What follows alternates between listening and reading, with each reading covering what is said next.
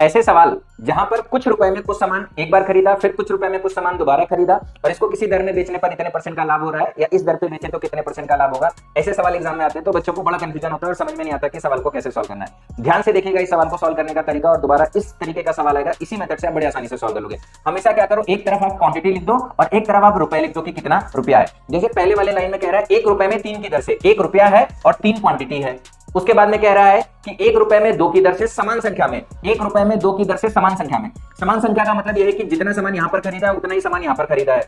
हालांकि हमको सामान की संख्या नहीं दी है लेकिन बोला बराबर बराबर। पर जब भी सवाल में बराबर बराबर बोला जाए, बैलेंस करना बड़ा जरूरी है। 3 और 2 को कैसे बैलेंस करेंगे, इसमें 2 का गुणा करेंगे। अगर इधर 2 का गुणा हुआ है तो ये किससे कनेक्टेड है, इससे, इसमें भी 2 का गुणा करेंगे।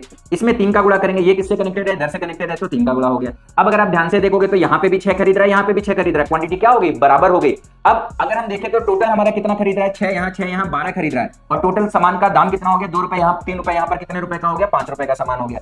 अब सवाल में कह रहा है 20% का लाभ अर्जित करने के लिए उसे सामान को प्रति दर्जन के मूल्य पर बेचना चाहिए। तो कभी भी कितना क्वांटिटी बेचना है उसको बाद में देखेंगे, पहले तो 20% का लाभ लेंगे। किस पे, जो हमारा लागत आया है, ये हमारा क्या है, खरीद है, लागत है, सीपी है। तो इसका 20% होता है 1/5। 5 का सामान है तो 1 लाभ में कितने में बेचेगा, 6 में बेचेगा। 5 के सामान को 6 में बेचेगा। 5 कितने में, मतलब 5 रुपए में कितने सामान खरीदे थे, 12। तो इसके सामान को 6 में बेचेगा और 6 में कितने बेचेगा, 12। वैसे सवाल में भी ये लिखा है कि 1 दर्जन को बेचने का विक्रय मूल्य बताना है, यहाँ पे भी 12 बेच रहा है, कितने में, 6। अगर अलग क्वांटिटी आती तो इसको हम सवाल में जो क्वांटिटी दी होती है उसके हिसाब से मैच कराते, एथिक नियम लगाते और यहाँ पर अगर वैल्यू अलग आती तो वो हमारा ऑप्शन में मैच कर जाता। तो इस सवाल के लिए सही आंसर हमारा क्या हो जाएगा, ये ऑप्शन। कॉन्सेप्ट कैसा लगा कमेंट करके जरूर बताएं।